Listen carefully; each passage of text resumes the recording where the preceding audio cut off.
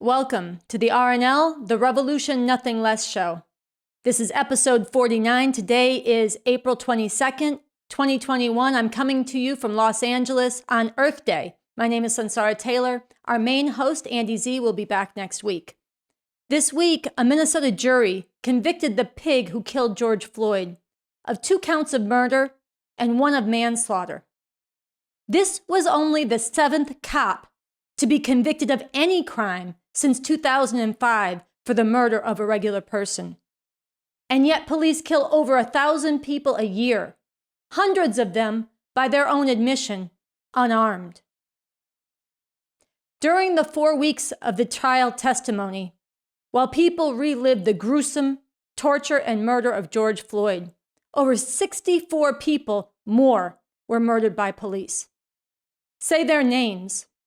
Daunte Wright, 20 years old, black and unarmed, shot in a traffic stop just miles from where the trial was going on.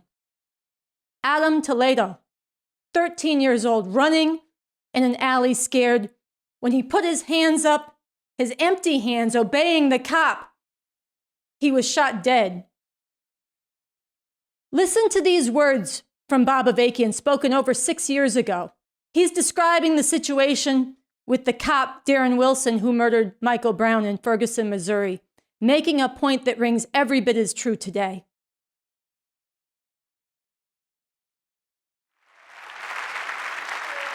Listen to the police and what they tell you. Well, if officer, notice how respectfully he's treated. Officer Wilson. He's a thug, a murderer. Officer Wilson. Well, if Officer Wilson is indicted, that's going to make it very difficult for police officers in these difficult situations where their life is on the line. Let's translate that into real terms. What they're saying is, if we can't go out and shoot down these youth in cold blood over and over again, we cannot and will not do our job. Because that is their job. And let me ask you this. If that is not their job, then why do they do it over and over and over and over again? And why are they never punished for doing it over and over and over again?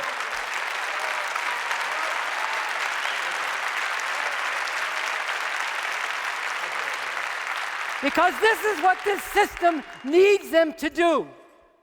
Because it has a whole section of people in the inner cities that it can't even profitably exploit anymore. So it treats them as so much human garbage. Instead of being able to and moving to provide them with work and a decent life, it pens them in the ghettos, encourages them to kill each other, and then kills them on top of all that.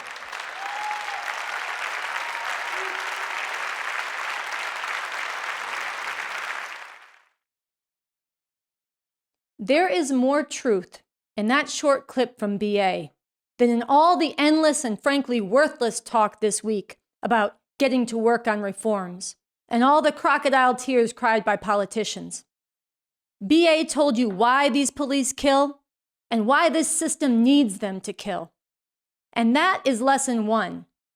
Unless and until this system that rules over us, this system of capitalism-imperialism is overthrown, police in America will continue to kill black and brown and native people over and over and over again. But there is a second lesson as well, one that is equally important. The fact that that cop who killed George Floyd even went on trial is owing to one thing, to the courage of the young teenage girl who captured it on video, and to the courage of all of you, all of us who went into the streets in unity to demand no more. Again, let's listen to the words of Bob Avakian delivered right in the midst of that beautiful rising last summer. This is Bob Avakian speaking. To all those who have risen up so powerfully and are demonstrating to say no more after the murder of George Floyd and all the other cold-blooded murders by police. To all those who have drawn inspiration from this righteous uprising. To all those who have had the blinders forced from their eyes and have been provoked to think anew about what kind of country it is that we live in. This has raised the biggest questions about what is needed for people everywhere to live fully as human beings. An end to institutionalized racism and murder by police, nothing less. An end to any way people anywhere are used, abused, and brutalized, nothing less. We need a world without white supremacy and male supremacy, a world where no one is regarded as alien, a world without war, where people from all over the globe, with a beautiful flowering of diversity, act together for the common good and are truly caretakers of the earth. This is not just a dream.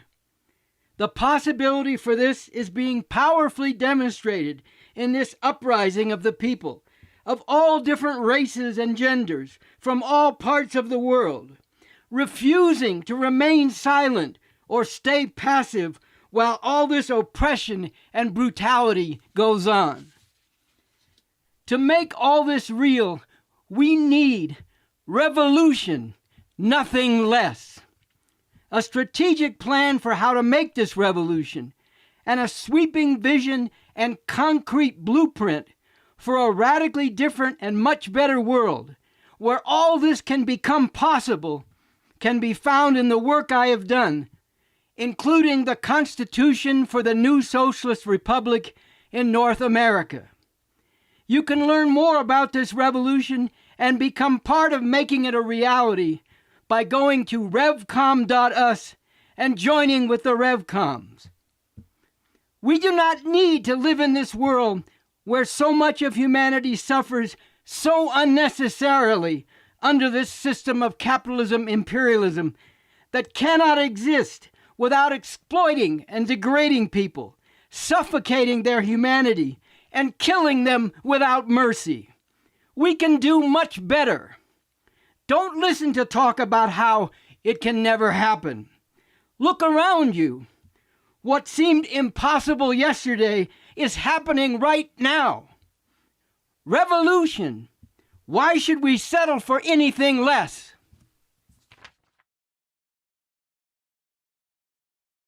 So let's really think about what Bob Avakian just said.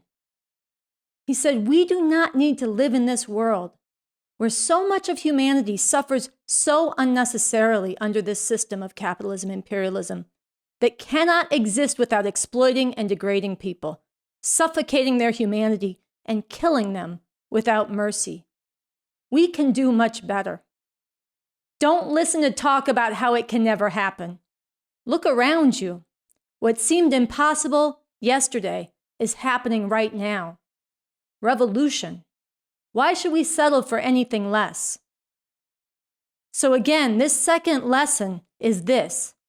The people, when they rise up, can exert tremendous power. Power that could be marshaled if you do the work right towards an actual revolution. As we Revcoms say in a declaration, a call to get organized now for a real revolution. Quote, we have seen the potential for revolution powerfully demonstrated just last summer, when millions of people of all races and genders all over this country and all around the world rose up together against racist oppression and police murder. We have seen this potential in the mass outpourings of women and countries all over the world refusing to put up with being abused and degraded. This potential is also revealed in the deep distress being expressed by scientists and millions of ordinary people over the continually worsening climate crisis and the threat this poses to the future of humanity. A crisis this system cannot solve, but can only make worse. But with all of this, right now, only a small number of us have yet recognized the need for this revolution and are acting to make it happen. So there is crucial work that must be done now to win people to understand the need for revolution and to act to make it real. To turn the potential for revolution into a powerful movement and organized force for an actual revolution." End quote. So these two lessons, the unreformability of this system and the potential power of the people to make a real revolution, let these lessons sit with you as we go through this episode today. Soon, we'll be getting into plans for International Revolutionary May Day. That's our first segment in the show today. This is going to be a first big step in 2021 to begin organizing and marshaling this potential power. We're going to show you a little bit of what's been done to build for May 1st and how you can get involved in making this happen, making May 1st a powerful launching pad to get this movement for revolution out across this country in a major way this year. As I mentioned earlier, today is also Earth Day. In the second half of our episode, through a special segment and an interview with Raymond Latta, we'll get into how the catastrophe facing our planet is driven forward by and cannot be solved under this system. Yet another reason, an urgent reason, we must seize the time now to organize for a real revolution. But first, I want to say just a few words about Bob Avakian, BA. If you're a new viewer to the RNL show, you might be asking, who is BA? Bob Avakian is a leader like no other in the world today, the most radical and the most scientific. He is someone who will tell you the whole truth, even when it's hard to hear. And he does this not only because he hates the way that humanity's spirits and lives are crushed here and around the world by this system, but because he knows with scientific certitude that all this oppression and degradation, all this exploitation and misery that this system causes can be ended, but only if the people cast off the way this system has them thinking and take up the scientific approach he has forged, the strategy he has advanced, and the goal he is leading us towards, an actual revolution aimed at emancipating all of humanity. We call all that the new communism. We here at the Revolution Nothing Less show are followers of Bob Avakian. And through this episode, we're going to bring alive some of what that means and why you, if you want humanity to get free of all this madness, need to become a follower of BA too. Right now, those who rule over us are deeply divided amongst themselves, and they can't hold the system together the way they have. This is a situation where the possibility of taking advantage of these divisions to actually overthrow them is real. Stakes are incredibly high. A lot bad can come from this. But we are incredibly lucky to have a leader in BA who has shown us how they can be defeated and how we could go forward to build a radically new society on the road to real emancipation, and who is providing leadership right now for how to navigate and seize on this situation. We cannot afford not to follow this leader. So to take us into this episode today, and to give you a sense of BA, the person, the leader, the thinker who has done this work, and of the morality of the revolution he is fighting for, we want to open with a clip from him from a 2003 speech. The clip is called "Youth Deserve a Better Future." And let's talk about what this system does to the youth every day, to the future, or what's supposed to be the future of the society and the people. People without a job, youth who have no hope of a decent job, who are hanging out on the streets, looking only to something like crime to maybe give them a way to have something and get some respect. Recently, I was reading a book called Turbo Capitalism by a conservative author named Edward Luttwak. And even though he's a conservative, he made this interesting comment. He said, for millions of youth in the inner cities, even taking into account the chances that you'll get killed at a young age or go to jail for a long time, crime is a rational choice. Now think about what he's saying, this conservative author and analyst. He's saying for these youth, crime makes sense. It's the best option they have. And all the time, of course, these same people are preaching to the youth about what terrible things they're doing by doing crime. Well, what kind of system have you got then? If you can say that for millions and millions of youth in the inner city, crime is a rational choice, the best choice they can make under your system. What fucking kind of system have you got then? Over 2 million people are in prison in this country. The majority of them young people, especially black people and Latinos.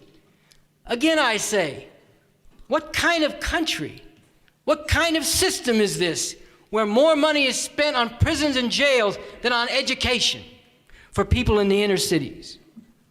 Why?